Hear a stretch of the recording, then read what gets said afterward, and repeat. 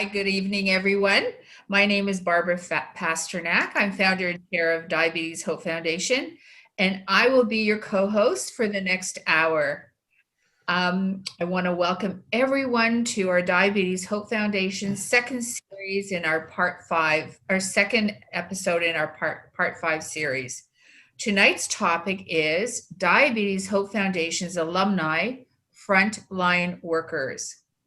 But before we begin, I'd like to thank our generous and committed sponsors, Abbott, Lilly, Medtronic, Novo Nordisk, and Ypsomed for sponsoring this evening.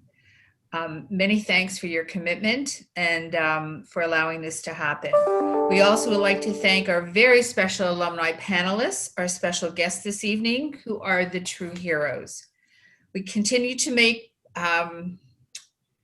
professional and emotional sacrifices, but these our alumni today actually make many sacrifices, and for that we're very grateful. And if I could just say that I actually took the wrong papers today, so I'm going to ad-lib the next little introduction. We are very blessed to have 4 alumni with us this evening who have sacrificed emotionally, physically, psychologically, every day of their lives when they begin their jobs. And tonight we're going to be talking about what they have sacrificed, what their fears are, and what they do to keep themselves pretty balanced. And as I turn the script over to Peter, I would like to introduce Peter Atkins, who is our vice chair. And Peter is more than just our vice chair, but he actually is a frontline worker. And again, I am using the wrong script, so I'm so sorry. Peter, would you like to introduce yourself, please? No, Barb, you were doing a great job there. So I did such a great job. Sure. I think I could handle a little self-introduction here. Oh, I have it. Let me do it. Let me introduce you. So Peter Atkins, Vice Chair of Diabetes Hope, and he has first knowledge of all the sacrifices and angst that's involved serving the frontline workers living with type 1 diabetes. His experience and commitment goes beyond his call of duty. Currently captain and acting district chief employed by the City of Toronto, 31-year veteran of the fire service, and receiving more elite citations and awards for the work and commitment he continues to make in the communities than I can count. So Peter, did I forget anything before we begin? Nice job, Barb. Thanks. Okay, so let us begin. Healthcare professionals and frontline workers across the country and beyond are hard at work during this current health crisis. Increased feelings of stress, worry, and anxiety are normal under these conditions. It's important to recognize the impact of COVID-related stress on your well-being and build coping skills that can help you get strong and healthy. They're facing new challenges as the COVID-19 situation continues to evolve. Communities are stepping up to help however they can, and in the past few weeks, individuals and organizations have done their part to show their support and take care of those workers on the front lines. Slowly, the spread of COVID means taking extra precautionary measures, and healthcare workers are donning their personal protective equipment like masks and eye protection in many areas, but they're facing many shortages. These shortages affect not only hospitals, but other care organizations, including home care, community health support, and assisted living facilities. Peter, it's your turn. Okay, Barb. Sorry.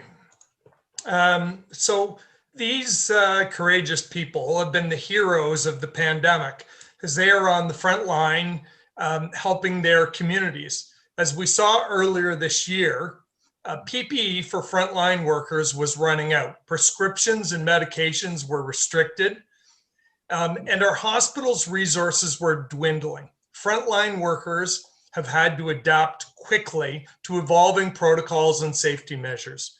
There are direct infection risks, particularly with diabetes, which come from close contact with patients or possible infectious coworkers. However, frontline workers are under increasing stress and mental health risks. The number of infected and severely ill patients is rising, which puts many frontline workers at risk of being infected with COVID-19. This can lead to increased workload and additional stress for frontline workers. The mental health risks can increase when there is a shortage of PPE. Barb?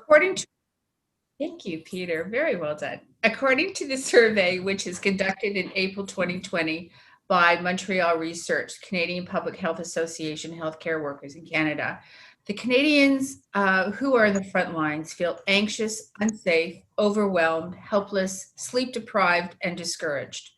47% of the healthcare workers surveyed said they require additional psychological support. Healthcare workers have to meet the needs of their patients and community members while keeping themselves and their families safe. How do our frontline workers keep themselves mentally prepared and available day after day? Our special guests, which I actually like to name, we have Andrew, Jules, Anastasia, and Brittany.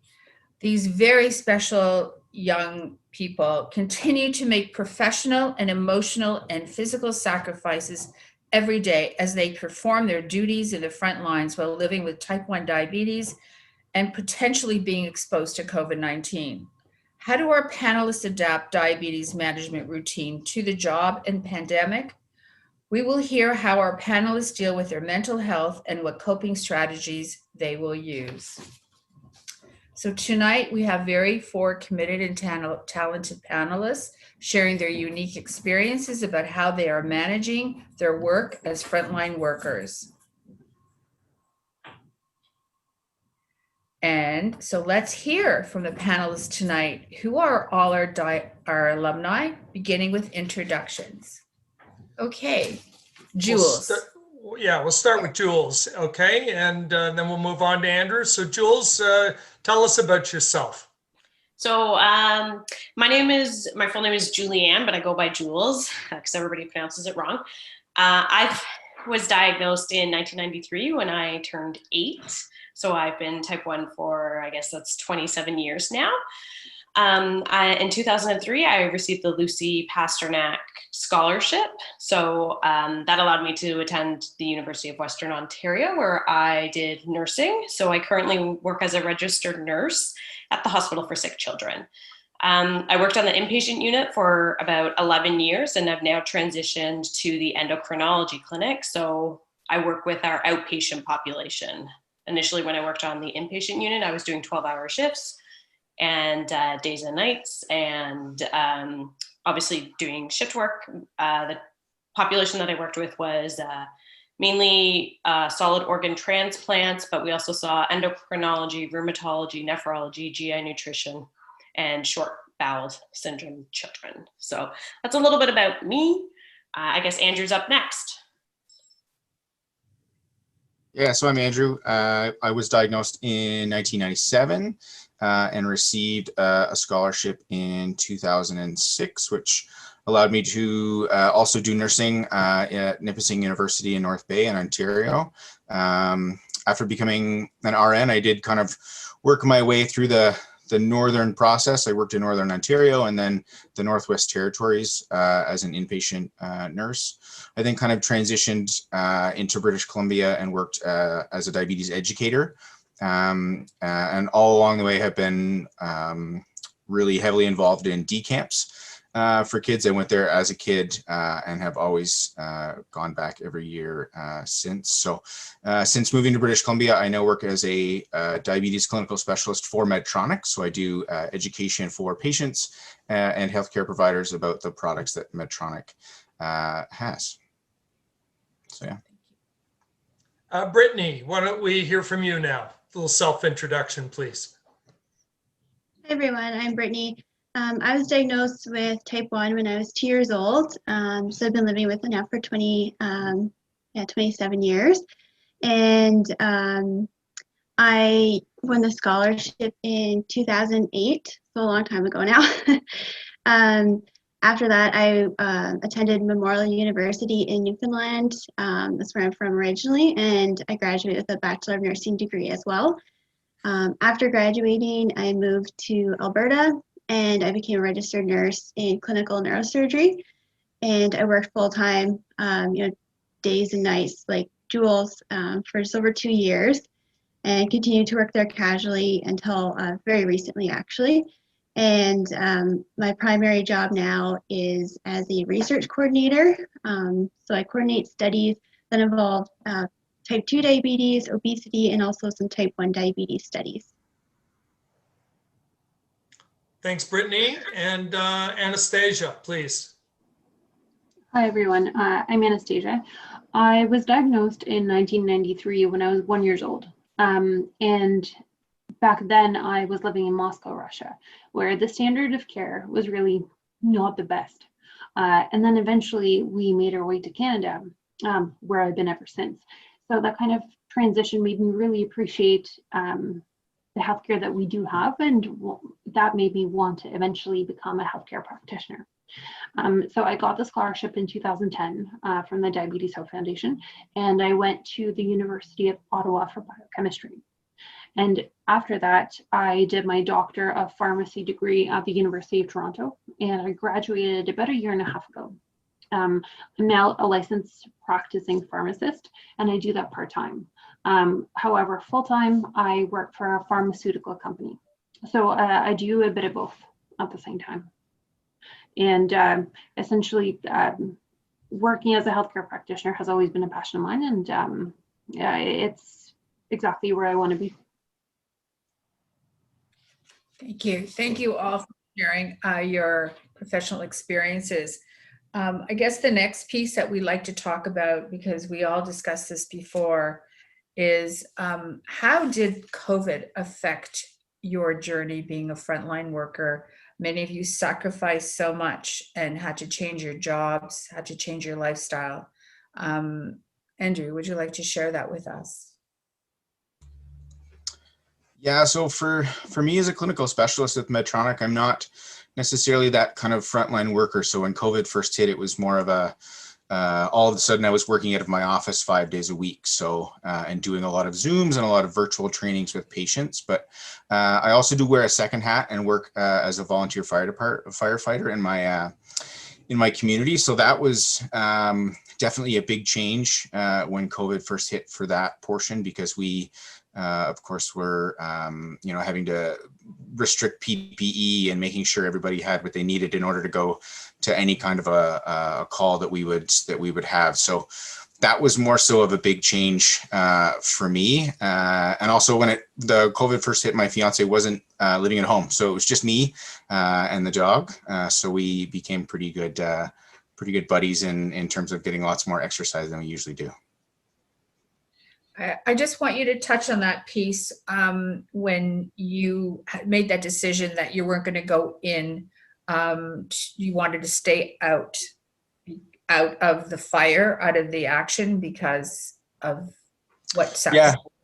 Yeah. So we respond in terms of, car accidents, medical calls, and fire, obviously fires, but the medical call thing was a big portion for me. So, being a nurse and having my first responder certificate, usually I'm one of the first people to go in and help that patient in their own home. But I kind of had to take a little bit of a step back and say, okay, maybe I'll stand outside the house and be that extra voice from here. Rather than being that person that's necessarily going to be, face to face with that potential patient. I mean, obviously we had good PPE, but I certainly, had to take that, into account and say, what, I'm young and healthy, but I do also have that underlying condition that I need to, watch out for myself for. So. That was a good call. Okay, Peter, you can take it. Yeah, like I've been a firefighter for 31 years now, and I'm aboard a unit that runs about 16 or 1700 medical calls a year. And I work a 24-hour shift. So anywhere in the course of 24 hours, we could run, 6 to 10 medical calls. And during the peaks of COVID, certainly we saw, lots of awareness of the risks that were involved. The good thing I will say about Toronto's situation is that as a result of the SARS experience we went through in the early 2000s, Toronto's 911 system became very good at screening people in an effort to understand if they were exhibiting anything that is potentially contagious. So we get a lot of information in advance and we take the precautions as a result. But nonetheless, you always have in the back of your mind that you have to be super, super, super careful. And so it's had quite an effect on me, while I was at work. So why don't we hear from Anastasia a little bit about, some of your hands-on work, as somebody who's been dealing with patients in a pharmacy setting. Sure. So anyone that's ever been to a pharmacy, of course, knows that the pharmacist very rarely has hands-on experiences with you. So we hand you your medication and that's about it. So we are a fairly low personal contact profession. So at the start of the pandemic, working, I didn't really feel unsafe, to be honest, because you're behind a plexiglass. And when you do talk to patients, you're protected by a barrier. And I was working in stores that were never lacking in protective equipment. So I always had gloves, I had a face shield, I had a mask. So at the time I was actually okay. I wasn't as concerned for my health, I think, as some of our other colleagues like nurses or physicians were. So I was working at the time anywhere between 20 to 30 hours a week on top of my regular job. I was doing quite a lot of hours in the pharmacy. And then during the summer, I continued about the same. And then starting the fall, we entered flu season. So the flu season is very important. So, getting your flu shot is just as important, maybe more so than it was before, which means that there was a lot of demand from patients to receive the shot. And the issue is that this is the time where we have close contact with patients. So this is around the time when I started to become concerned because I have type 1 and my father does too. That's when I stopped feeling comfortable. So I actually cut back on the amount of shifts I was doing and the amount of time I was spending working as a pharmacist. So now I've greatly reduced my hours while the flu season is ongoing. So that's actually been my personal reason for pulling back a little bit because I didn't feel as safe anymore. And that was obviously for me a cause for concern, just because as type 1 patients, most of us take our health very seriously, and we watch ourselves and kind of protect ourselves as much as we can because of our increased risk of complications and et cetera, et cetera. Brittany, tell us a little bit about your experience. I just want to go back to Anastasia. I just want, you made a personal, professional sacrifice to cut back on your hours because of COVID. Is that so? Exactly, yeah. Okay, I think that's great. And you were happy with that decision, obviously. Yes and no, because I genuinely love my work. And I feel that when I'm working as a pharmacist, I generally help people, and the work brings me a lot of joy. And because I had to cut back, that's definitely not kind of a factor to be happy for me. I do feel safer, but at the same time, like, I miss the work that I do. Okay, thank you. Brittany, tell us a little bit about your experience during COVID. So my main job right now is a research nurse. we mostly went to working from home. We did still have to see people in person throughout the whole crisis, even at the beginning. But it was all very well monitored. There was several screenings that people had to do. We wore masks and gowns and everything. And we only had a handful of people that we were in contact with. Most of those people were also working from home, so it felt pretty okay. Excuse me. But the biggest change for me career-wise was with my acute care nursing job in neuro. When COVID first hit, literally that week, when we went into lockdown, I was supposed to pick up a shift, and I called and had to cancel it because I was really freaked out. I was like, no one really knew what was happening, but all I knew is, you know what, I'm a high-risk patient regardless of how healthy I am.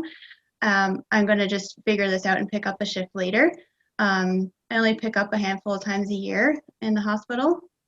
And fast forward, it didn't really get any better. I was thinking about picking up some shifts over the summer, but again, I had some friends that work there, and they warned me. They were like, no, if you don't have to do it, don't. Like, it's not safe here. Well, it's not that it's not safe, but you know, basically, There's if you don't have to risk. be here, yeah, exactly. If you don't have to be here, don't be here.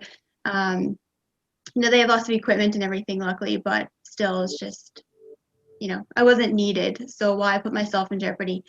So it came to the point where essentially I was told that I either had to pick up a shift or I had to resign.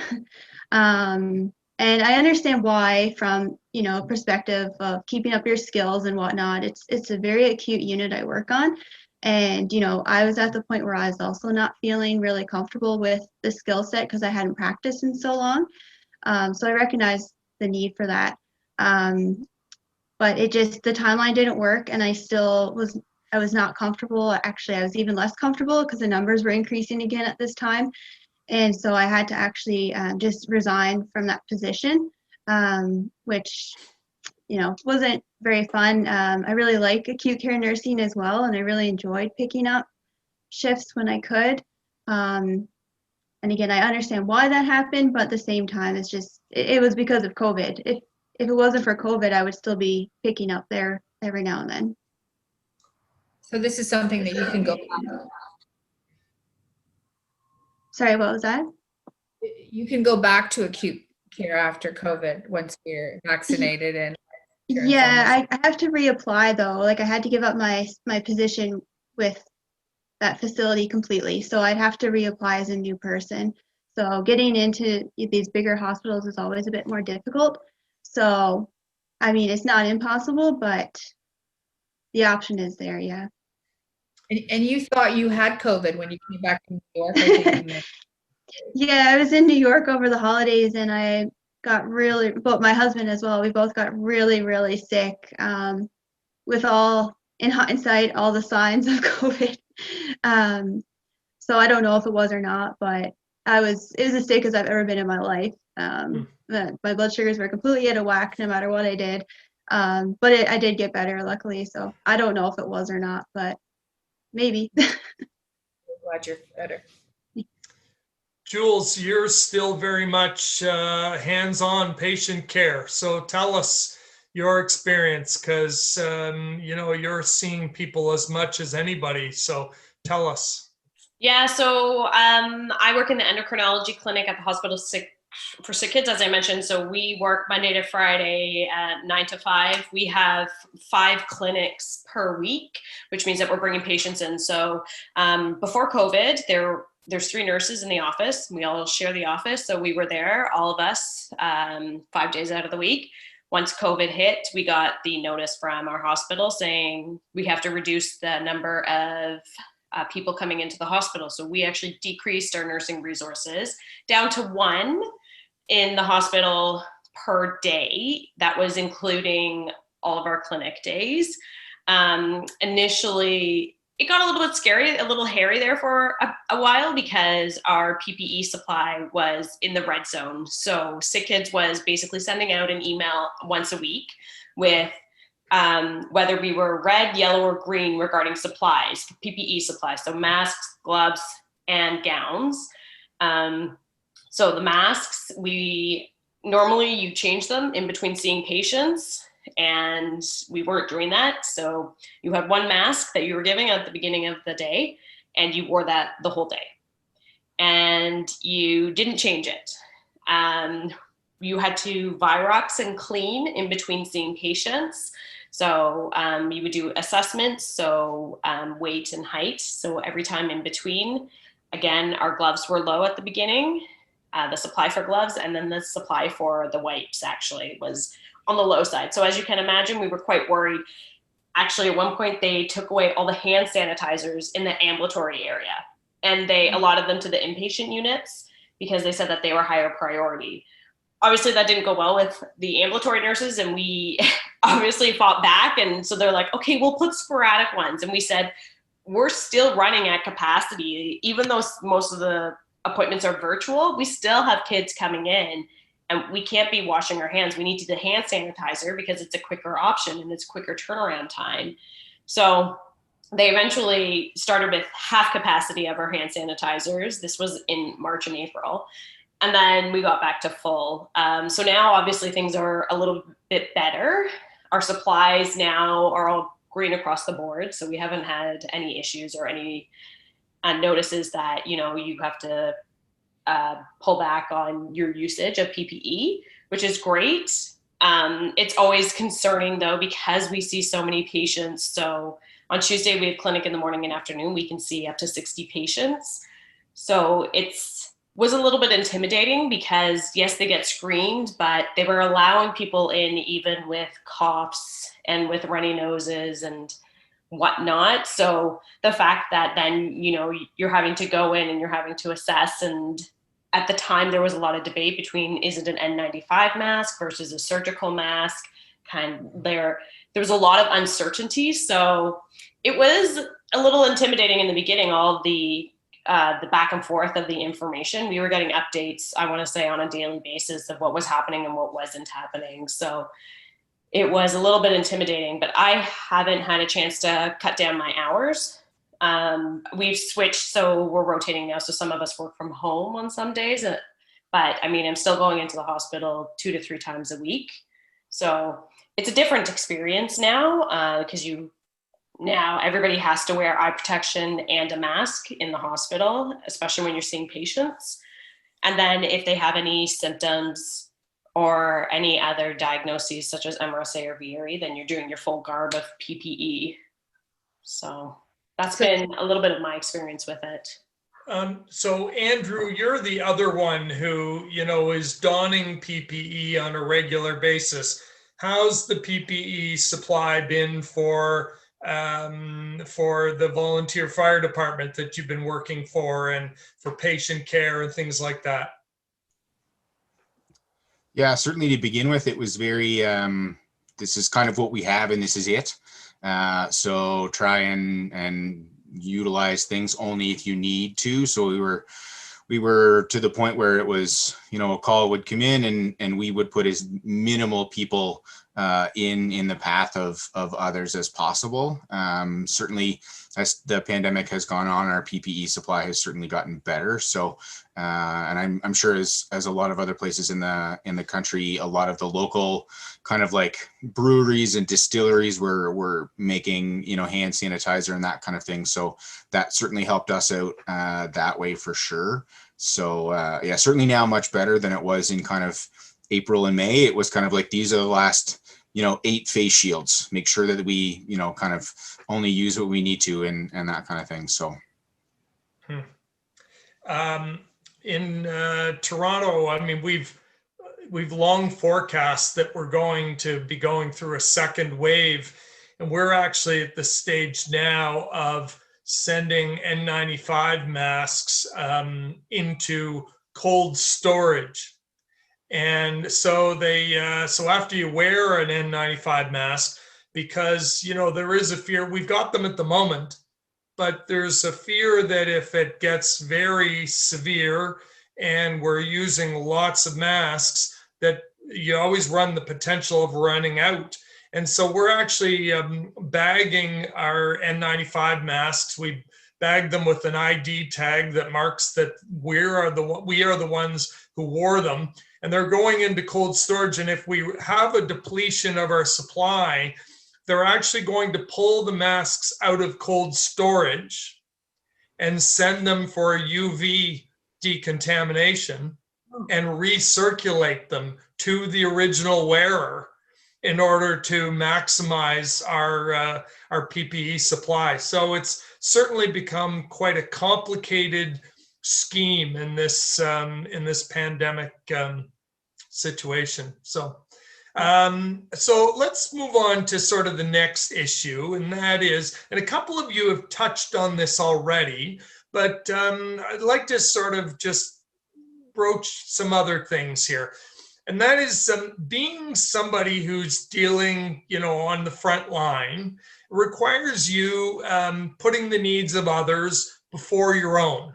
And feeling selfish was never a part of the job description because we've been serving others. So it's now more important than ever to prioritize yourself, particularly as people with diabetes, and your needs before you help others. So how has your mental health been impacted by the whole COVID situation? And how do you cope or unwind at the end of the day after you've dealt with some of these issues? So why don't we start with Brittany? Yeah, so I had a very big issue with this when I realized I was going to have to leave my acute care nursing position. It was my first ever nursing job. A lot of my really good friends still work there. So I'm very close to this unit. And I definitely really struggle with the feeling selfish thing. Even now talking about it brings up these emotions like, oh, I should be out there with my friends, like helping, those people in the hospital and whatnot. Like I have a strong desire to do that. But after having conversations with my friends and family, just realizing that it wasn't the smartest decision, and it wasn't like it was my only option. It's different if that was my main career, then obviously I'd have to deal with it. But it's something that I did as, basically just because I like doing it. It's not my main job anymore. So I had to just really sit down and think about like what I wanted to do versus what was best for my health. And ultimately, it was best not to put myself in a scenario that I was at an increased risk. And that meant leaving that position. So that was very difficult. And then personally wise, mental health, I've always had very good mental health, but I experienced my first episode of, I guess, diabetes distress during COVID. Again, I've had diabetes for a very long time and been fortunate not to really experience that, but I did. I think it was in April, so just about a month after. Being so isolated from everyone, not even being able to get to regular, clinic visits, struggle with my acute care position and everything. We had family that was supposed to come and visit, and we were supposed to go back home and visit, and we couldn't. Just all negative stuff. So I definitely experienced some diabetes distress during that time, and struggling to keep my blood sugars under wrap for the first time in years. And I don't really know why. I guess it was just stress related in hindsight. How did you heal yourself? How did you feel better, allow yourself to feel better? What did you do? What I personally find helpful is just to have like a day or two of just doing nothing and being okay with it. So I just watched RuPaul marathons and ate some ice cream and just gave myself a break, and it was okay. And I was able to just set a plan for myself too, with some different little goals. And I find that's personally what I need to get through stuff. Anastasia, you went through quite a dramatic change in lifestyle as a result of COVID. And you did that not just for yourself, but for your father as well. So tell us about how that's impacted you, and how you feel your mental health has been throughout this. So I think my mental health has been okay, because I'm kind of comforted by the fact that I'm doing what I can to essentially preserve my health and the health of my family. The fact that I'm not working so much anymore as a healthcare practitioner stings a little bit, but I do realize that that this is for the best, and eventually, once one of these days we have a vaccine, and when things are maybe a bit better, I'll be able to return as I was before and feel safe in doing so. I think in the meantime, though, like, I've accepted the reality that this is the way it's going to be.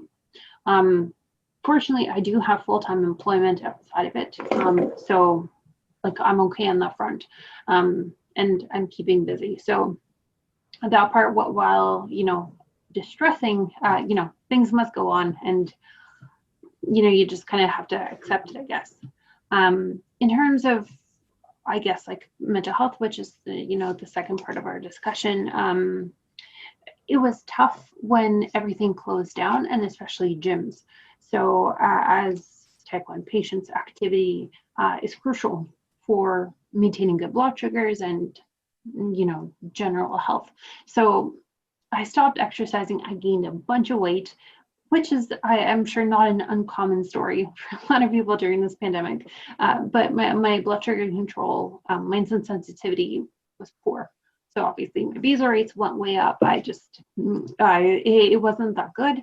On the bright, the team is spectacular. So they helped me get back on track. And once gyms opened up, I also got a dog, a small little puppy that has insane amounts of energy. So that's on track, and like maintaining activity for me has been key in maintaining mental health as well. Okay, great. Thank you. Jules, why don't you tell us a little bit about, mental health and, still being immersed in the workplace, but you touched on a little bit of it, but just sort of expand on some of those, the mental health elements of, still working and some of the complications. Yeah, so I've been pretty lucky because I didn't stop going into the hospital, so I still was able to see people. It was hard not seeing my family, but just recently, probably about a month and a half ago, I had to reach out to my nurse practitioner and tell her I'm not coping anymore. I have probably severe diabetes burnout. I already suffer from depression, and I could definitely tell that I was heading down that path again. So I reconnected with a psychiatrist that I had been seeing previously for my depression.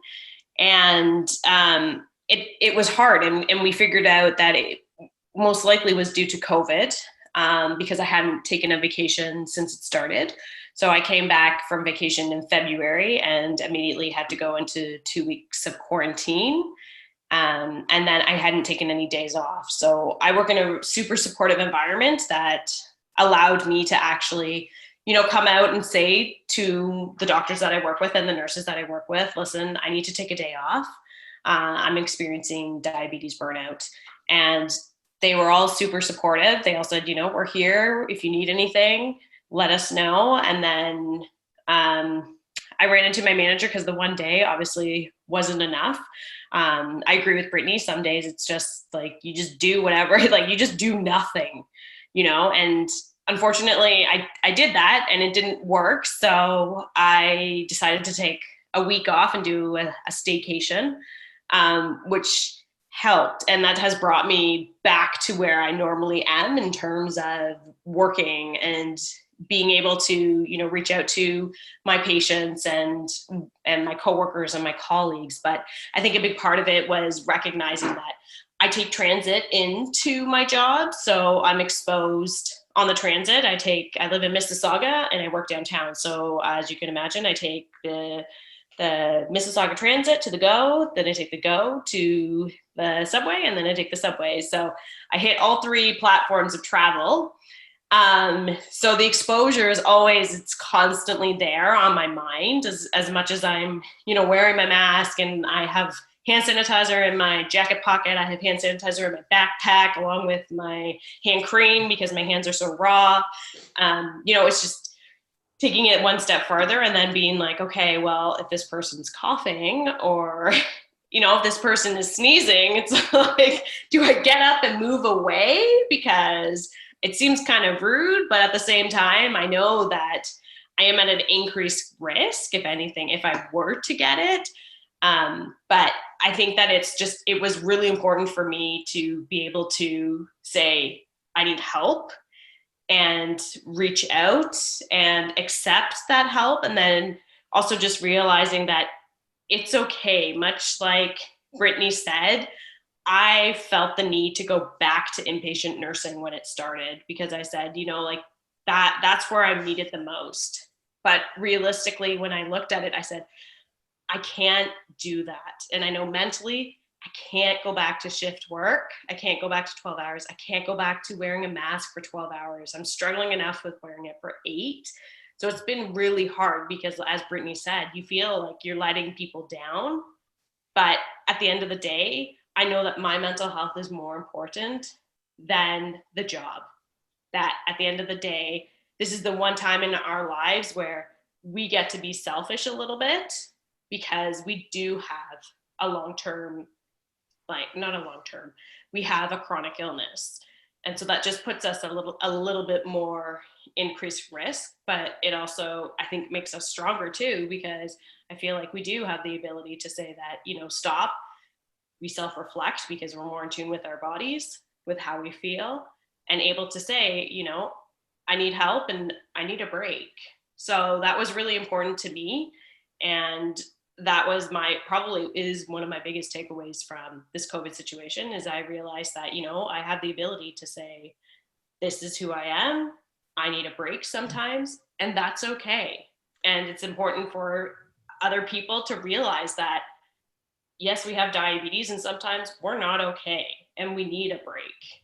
And I realized that people are supportive about it, which, is surprising because we always think, they won't understand, they don't get it, they don't have it, but that doesn't mean they can't support us.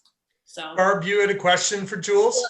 I just think it's fascinating listening to all the stories. And I just want to add to Jules' comments, just to know every day when you get up in the morning, you get out of bed, to know that in order to reach your job, you have all these obstacles that you have to overcome. Standing beside an inconsiderate person who maybe sneezes next to you, like 3 different modes of transportation before you get to your destination.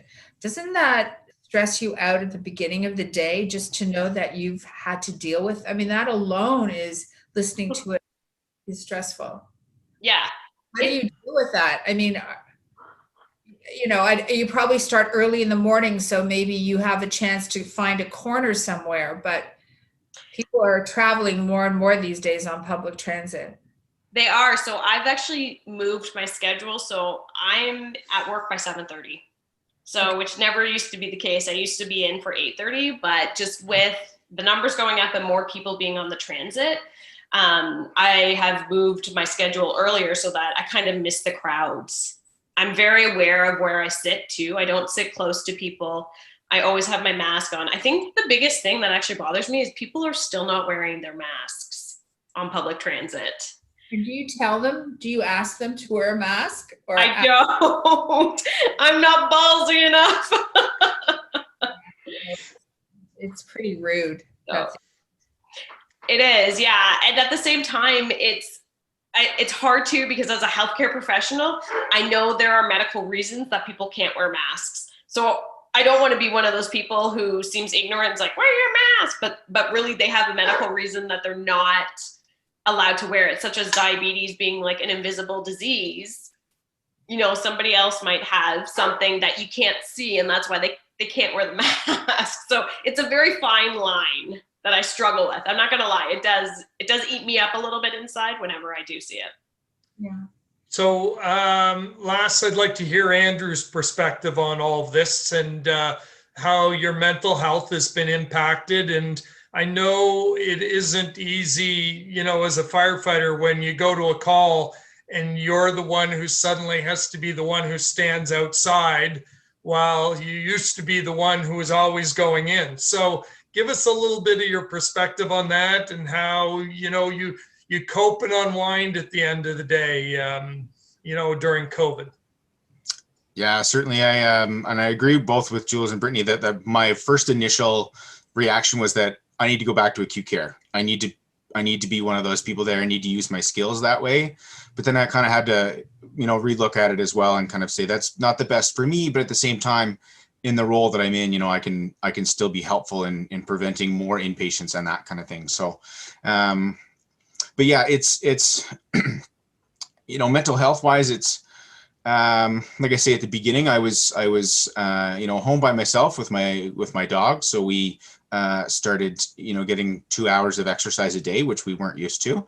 We really kind of added that in as a way of helping with that. And then yeah, being that I always want to be the one that says, okay, let's go in and help, somebody's short of breath or whatever it is. I want to be the one in that patient's house, helping out. But I kind of had to really think about that for a second and say, okay, there are other younger guys that are just as qualified with that first responder certificate that don't have these underlying pieces, so they can go in and they can do that, and I can still relay and help them with information. So that that initial reaction to want to run into that building, I kind of had to put a bit of a jog to it maybe and slow that process down a little bit and not want to move kind of maybe as quickly. So in terms of the unwinding piece, I actually, to be perfectly honest, I took up a new hobby when COVID started, in that I built a camper trailer. So I think if I hadn't had that, it would have been pretty tough. I did a lot of ordering of things on Amazon for it. So it was my looking forward to 5 o'clock when my day was done. I could get out and I could, do whatever the electrical work was or whatever had to be done. That was kind of my way of getting through the day, because my job I was so used to traveling for parts of British Columbia. So when they said you can't go anywhere and everything's on Zoom, I was like, ooh, okay, I'm going to need something to look forward to, because that flight to Prince George isn't happening next Monday or whatever it might be, right? So that's how I got through the day, was looking forward to doing whatever needed to be done to that trailer. So okay, we're getting down near the end, but I would like to just before we hand it over to Barb for a close, just a little maybe for the next 6 or 8 minutes, if each of you could take a minute and a half or so just to offer up what your key takeaways are about dealing with COVID-19 as a person with diabetes. So Anastasia, if we could start with you, and we'll just a little around the loop, and then we'll hand it over to Barb to close. Sure. So, sorry, the question was, what's your key takeaway for our audience tonight about dealing with COVID-19 as a person with diabetes? And for Peter, we talked about self-care. We talked about how many sacrifices many of you've made. We talked about commitment. We talked about so many things about, and how COVID has really restricted so many of you to move forward into different directions and to be very cognizant about other things in different directions and to learn how to self-care, whether it's a hobby or whether it's taking time off. So I guess, Peter, the question is, if there's one piece of advice that you want to give your younger sister or brother from the experience that you've had in the last 7 months, what would that be? I think it's forgiveness and flexibility. So if your control slips, don't be so hard on yourself. I feel like having type 1 breeds a certain mentality of always having to be at 100%. The fact of the matter is that we've never experienced a global pandemic of the scale, and there's just so many different factors that impact us, from a huge mental health perspective maybe accessing the healthcare that we ourselves need from our endocrinology teams.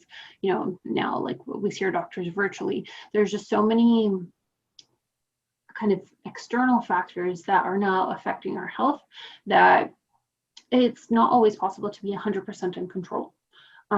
So for me personally, I'm very type A when it comes to my type 1. I'm very much on top, always exercising, always, staying on as much on top of it as I possibly can. And that has slipped. At first, I was really upset, but then I realized, we've never had this situation before. It's different. And I think in the meantime, just the important thing is to kind of forgive yourself for the little slip ups in control.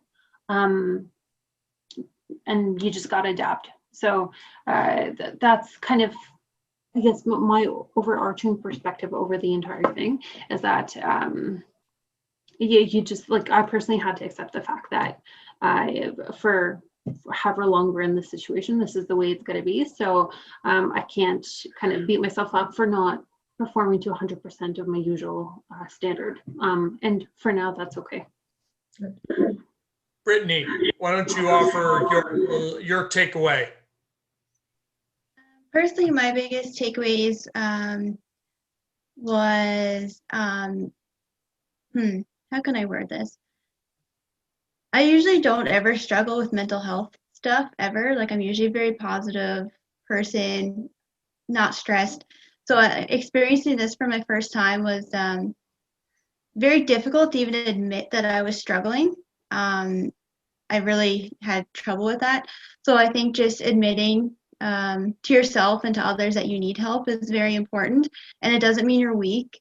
It just means you might need a little help right now, and that's okay. And then I think, again, because I'm usually a positive person, I like to look at the positives out of this. And for myself, even just video chatting with my friends and family back home is something before we never really did. Like, we used to chat on the phone, maybe some texts and stuff like that. But now we regularly video chat with our friends. And us. Yeah, Brittany. and you, yeah, exactly. So if anything, I feel actually that it's kind of brought us all closer together again in just a different way. So I think that's a really positive thing that's come out of it, and a good lesson learned. Great, thank you. Yeah, valuable advice. Andrew, what's your key takeaway? I think it's, as frontline workers, like we've said, we want to be the first ones in to help people, but I think just to stop and take a few seconds or minutes or whatever it is for yourself, and to think, I guess that kind of builds on what the girls have been saying and that mental health aspect. So take a second, realize, maybe it's that moving away from the person on the bus, or if it's whatever it is, just take those few seconds to realize and say, okay, what's best for me? Because we do, even though we don't want to be selfish, we kind of do a little bit. So what's best for me in order to help this person, or in order to kind of do my job better. So I think it's just take those few seconds to sort that out first. And Jules, the key takeaway. For me personally, it is it's okay to not be okay and to ask for help. Especially when it comes to diabetes. For me personally, I know when I start to get burnt out, my diabetes, don't care, not testing my blood sugars, not doing my pre-bolusing. So that's when I know that something's up and that I'm reaching my point of burnout just in general. So I think that it's really important that we realize that, sometimes diabetes gets put on the back burner, and sometimes that's okay, as long as that doesn't stay consistent. That's, I think, mine. Yeah. Well, that's excellent. Thank you, everybody. I'm going to hand it over to Barb. Peter, what is your takeaway? I mean, my takeaway for me, I was at a very fortunate part of my career of making a transition from being the person who I've been a firefighter for years, and then I was a captain, and sort of needed to take a step back when I was a captain and let other people do the work.